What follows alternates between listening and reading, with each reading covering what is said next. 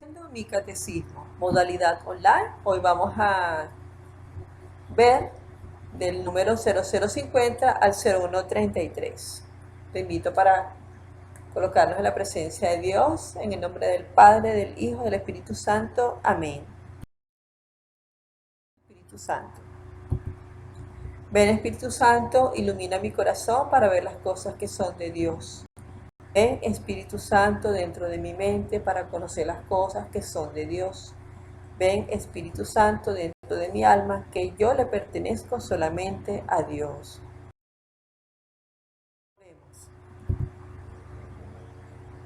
Santifica todo lo que yo piense, diga y haga, para que todo sea por la gloria de Dios. Te lo pedimos a ti, que vives y reinas por los siglos de los siglos. Amén.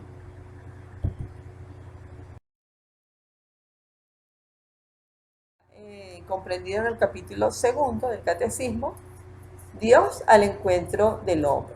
Habíamos visto entonces un primer capítulo de el hombre capaz de Dios, y habíamos de una manera breve visto la principal diferencia entre la filosofía y la teología, donde pues en la filosofía predomina la razón y en la teología la revelación de Dios. Y estábamos buscando a través de la razón dar respuestas a la existencia o a la no existencia de Dios, y se nos daban algunas, al final del video anterior, se nos daban algunas vías eh, de digamos, acceso para nosotros eh, encontrar, pues conocer o saber sobre la existencia de Dios o la no existencia de Dios. También veíamos cómo hablar de Dios, veíamos que había dificultades, como por ejemplo las personas que son antitestimonios, las personas que critican o se rebelan contra el mal porque no entienden por qué, si Dios es un Dios bueno y misericordioso, existe tanta hambre, existen personas que asesinan a otras, entre otras.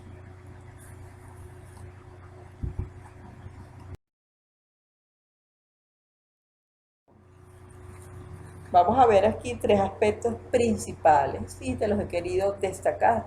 El primero es, artículo 1, la revelación de Dios. Dios revela su designio amoroso. Artículo 2, la transmisión de la revelación divina, cómo se transmite nuestra fe. Y artículo 3, las Sagradas Escrituras. Entonces, yo te decía en el tutorial anterior que pues ya cuando estamos ya ante esta revelación de Dios, ya el catecismo, digamos, que entra en acción ya desde el punto de vista de la teología y por supuesto de la fe.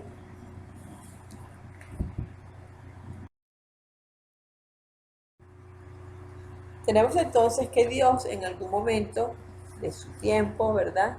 Tiempo de Dios, que se conoce como en griego el kairos, en el tiempo de nosotros, digamos, de los humanos es el cronos, cronológico, ¿verdad? Se revela, decide revelarse a sí mismo al ser humano, al hombre, y lo hace pues por amor, por bondad, y a través de su sabiduría pues él decide revelarse a sí mismo y dar a conocer el misterio, porque Dios es un Dios misterioso, dar a conocer su voluntad.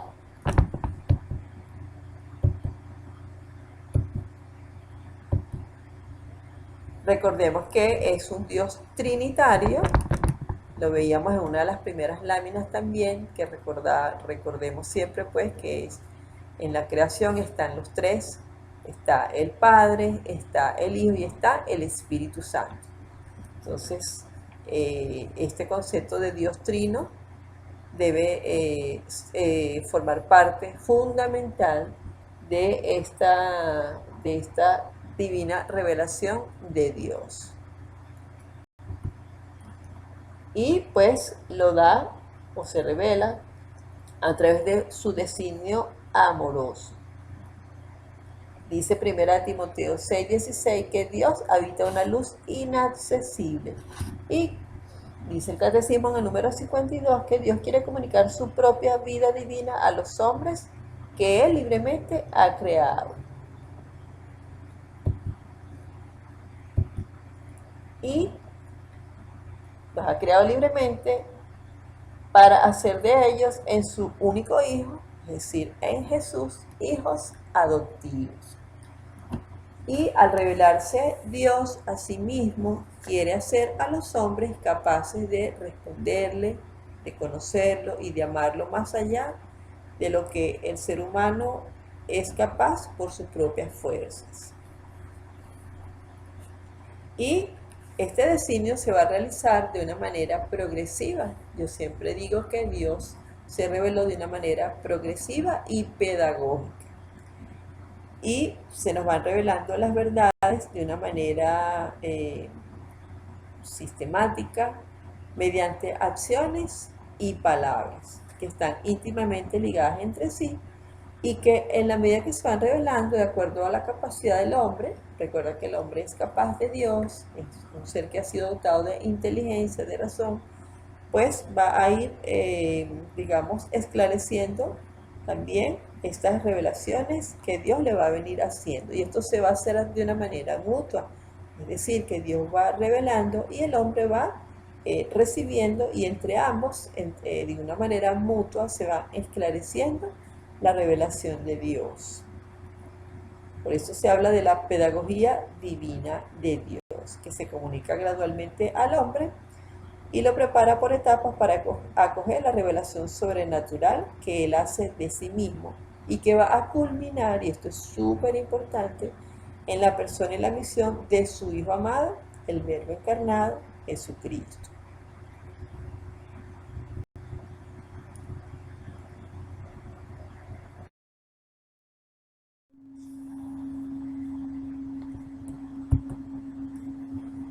Hay unas etapas de la revelación de Dios, de la divina revelación, de la revelación que Dios hace a sí mismo.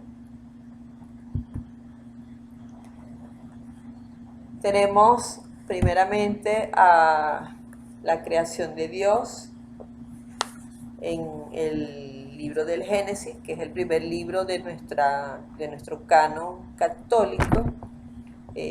Pues se nos hace la narración. De hecho, hay dos relatos sobre la creación de Dios. Uno fue hecho en la época de el Imperio Babilónico, más o menos en el 580 a.C., y el otro fue hecho en la monarquía, escrito durante la monarquía en el siglo 1000 aproximadamente antes de Cristo.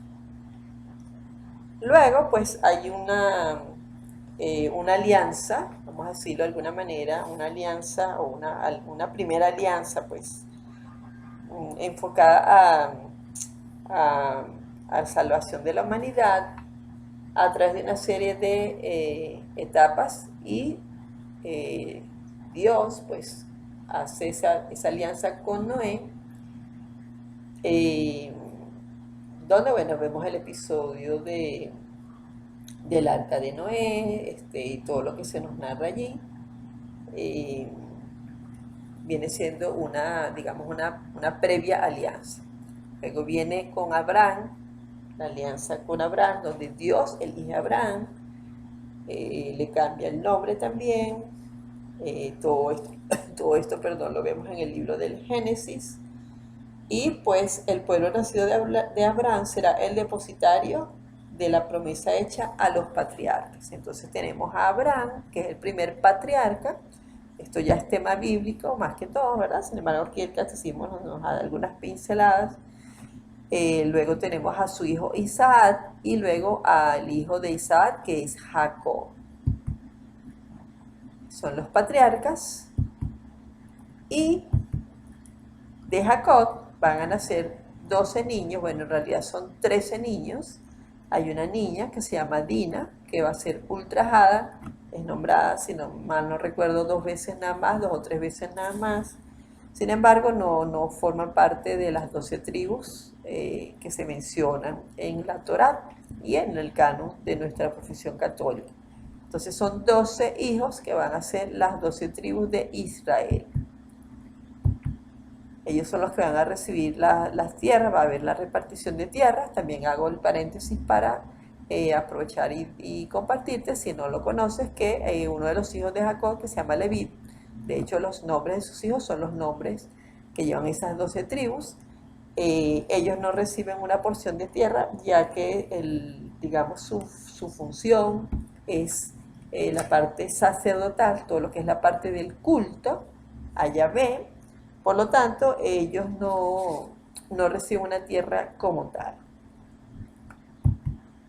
Luego tenemos a Moisés, donde aquí se da una alianza bien interesante, porque Dios da unos códigos, unas leyes. Son los 10 mandamientos para que el pueblo elegido por él, con plena libertad que le da y todo de una manera gratuita, lo que se llama la gratuidad del amor de Dios, hacen ese pacto, esa alianza, la famosa alianza del Sinaí. Y pues a través de esos 10 mandamientos, el Dios se los entrega a Moisés para que ellos lo cumplan y sean obedientes a esos preceptos que el Señor les ordena. Y no deja de ser importante la figura de los profetas, quienes de muchas maneras anuncian y denuncian todo lo que el pueblo no está haciendo bien, cuando el pueblo desobedece a Dios, cuando caen otra vez en la idolatría, en las injusticias sociales entre ellos mismos, entre otras situaciones. Y esto nos lleva, súper importantísimo, a lo que es Jesucristo, mediador y plenitud de toda la revelación de Dios. Entonces Jesucristo va a ser la nueva alianza.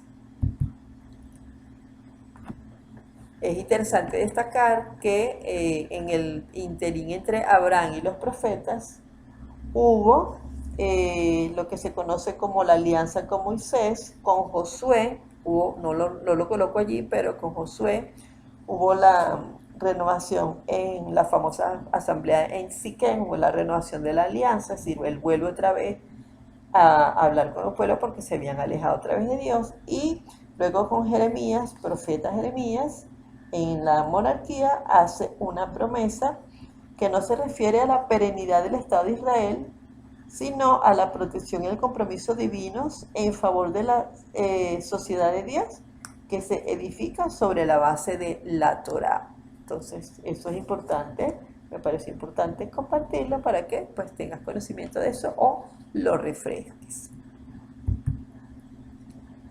Y también es importante compartirte que todo esto que hemos hablado, si todo lo que es el Antiguo Testamento, es lo que se conoce como la historia de la salvación. Recuerda que la historia de la iglesia comienza con el profeta Juan Bautista, que es el precursor de Jesucristo, Jesús de Nazaret.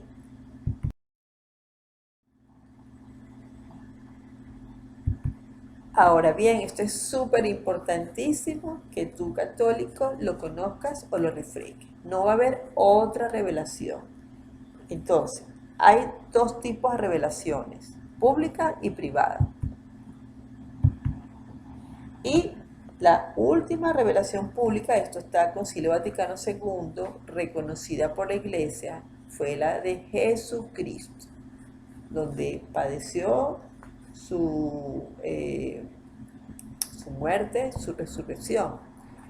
Es la última revelación pública hasta su parucía, es decir, hasta su segunda venida. Entonces, en número 66, permíteme esta parte importante para resaltarlo, dice que sin embargo, aunque la revelación esté acabada, es decir, que Jesucristo estuvo aquí, resucitó, ¿verdad?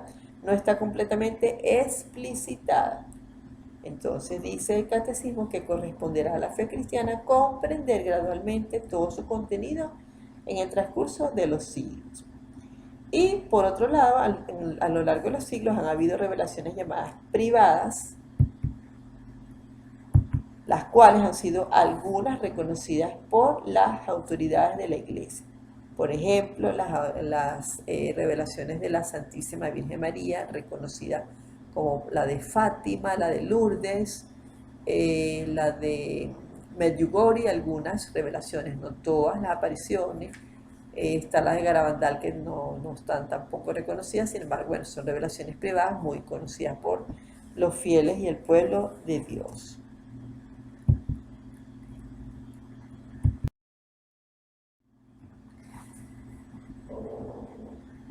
Vamos ahora a ver un poco lo que es la transmisión. ¿Cómo se transmite la revelación divina?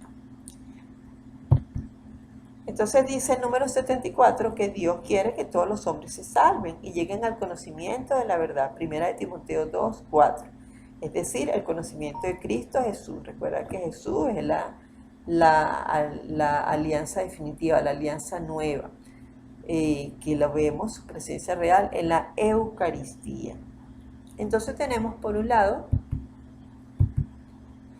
que la transmisión se hizo a través de lo que se conoce como la tradición apostólica oral, y luego pues se va haciendo escrita. Entonces esto es muy importante también porque todo lo que los apóstoles, que eran los que estaban con Jesús, pues eran misioneros itinerantes porque estaban con Jesucristo día y noche, todo lo que ellos vieron, vivieron, compartieron, aprendieron, discernieron con Jesús, y ellos fueron transmitiendo de una manera oral a todas las demás personas que ellos tuvieron que evangelizar, ciudades, pueblos, comunidades, ¿verdad? De hecho, después de Jesucristo se forman comunidades, por ejemplo, la comunidad joánica, la comunidad petrina y así sucesivamente, donde hombres y mujeres que habían estado con Jesús pues van transmitiendo esos conocimientos, ese aprendizaje oral.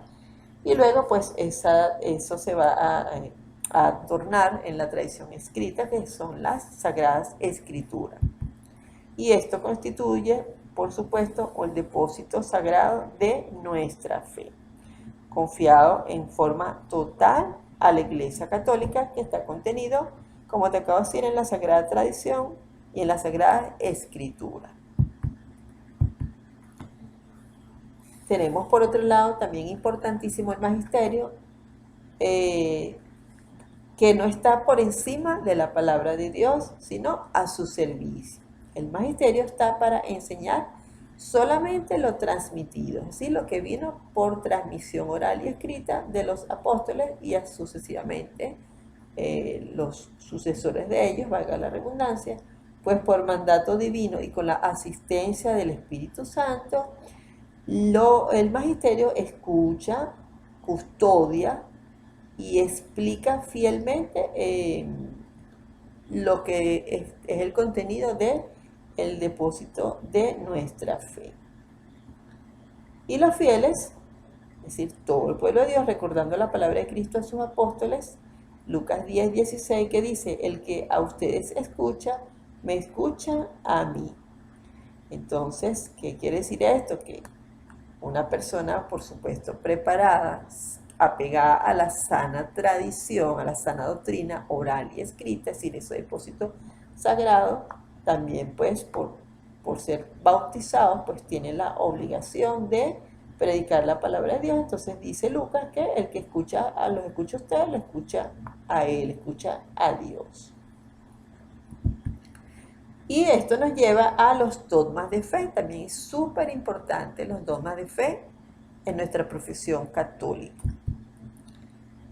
El magisterio ejerce plenamente la autoridad que tiene de Cristo cuando define dogmas. Es decir, el magisterio propone de forma que obliga a todo el pueblo a una adhesión irrevocable de fe sobre verdades contenidas en la revelación divina, o también cuando propone de manera definitiva verdades que tienen con ellas un vínculo necesario. Y nosotros los fieles, o sea, la totalidad de los fieles, como dice en el número 92, no puede equivocarse en la fe. Entonces, todo lo que el magisterio anuncia como dogma de fe, los fieles lo acogemos de una manera obediente. Y pues también nosotros estamos en el deber de compartirlo. Y eso está totalmente de acuerdo, o debe estar totalmente de acuerdo esos dogmas de fe en cuestiones de fe y de moral.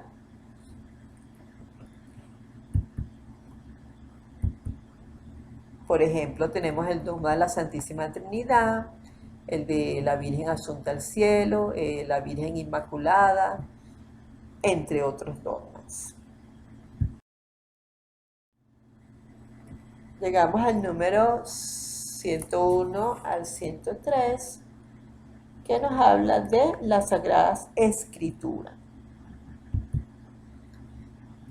Entonces, esto también es importante saber que existe el autor sagrado, ¿verdad? Que es Dios, y el hombre, que es el que, digamos, realiza la escritura, ¿verdad? De las palabras de Dios. A través de todas las palabras de la Sagrada Escritura, Dios dice solo una palabra, su verbo único, en quien Él se dice en plenitud. Vamos a ver esto. Entonces, esto es bien importante porque recuerda que se reveló fue Dios Padre, sin embargo, es una familia trinitaria, Padre, Hijo y Espíritu Santo. Entonces, la palabra de Dios expresada en lenguas humanas se hace semejante al lenguaje humano como a la palabra del Eterno Padre, asumiendo nuestra débil condición humana, se hizo semejante a los hombres. Entonces aquí te coloqué en azul, cuando dice la palabra de Dios nos referimos al Dios Padre, Dios Yahvé. Y cuando se refiere aquí a la palabra del Eterno Padre, está hablando de Jesús. Fíjate que dice que se hizo semejante a los hombres. Por otro lado tenemos a través de todas las palabras de la Sagrada Escritura, Dios dice solo una palabra. Estamos entonces, el color azul aquí te lo he colocado como Papa Dios, el Dios Yahvé, y su verbo único que es Jesucristo. La Iglesia ha venerado siempre las divinas escrituras, o sea, la revelación de Dios, como venera también al cuerpo del Señor, es decir, a su Hijo Jesucristo.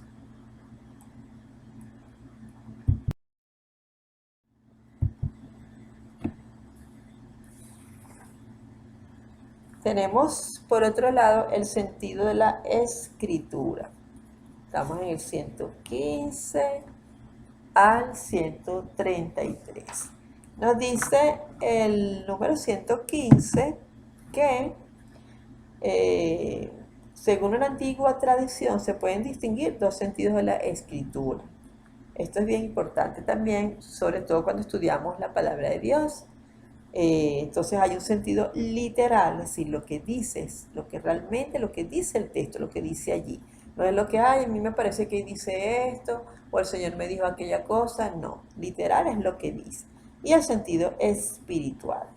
Ahora bien, el sentido espiritual sí, ahí sí vamos a, digamos que ya toca un poco tu parte interior y se subdivide en el alegórico, en el moral y en el anagónico. ¿Ok? Entonces, vamos a ver. Por ejemplo, en el sentido, por ejemplo, literal, cuando dice literal, podemos decir, por ejemplo, los milagros de Jesús. O sea, fue un milagro y sí, porque sí. ¿Ok? Luego tenemos en el sentido alegórico, por ejemplo, un acontecimiento del Antiguo Testamento que nos lleve a Jesús, que nos lleve a Jesús, que nos una a Jesús. Por ejemplo, aquí el Catecismo cita el paso del Mar Rojo, que es un signo de la victoria de Cristo y por ello del bautismo. ¿Ok? Entonces, en el caso de los judíos, recuerda que este sentido, en el caso de ellos fue la liberación. En el caso de nosotros los católicos cristianos es que Jesús vence la muerte y pues nos da la vida eterna. Por eso se habla de la victoria de Cristo y del bautismo. Tenemos en el caso del sentido moral, por ejemplo, cuando están Abraham y Lot, ¿te acuerdas? Que ellos vivían juntos y empezaron a tener conflictos y entonces deciden separarse. Entonces Abraham le dice, bueno, si tú decides, le dio prioridad a su decisión. Entonces eso es un sentido moral, ¿verdad? Actuó de buena fe, actuó con buen sentido moral. Si tú decides irte por la derecha, yo me voy por la izquierda y viceversa.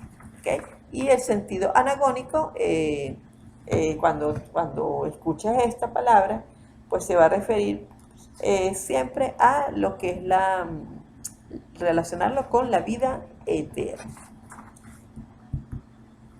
Por otro lado tenemos el canon, pues aquí no me voy a detener tanto, sin embargo la Biblia de la profesión de fe católica consta de 73 libros, 46 forman el Antiguo Testamento y 27 el Nuevo Testamento.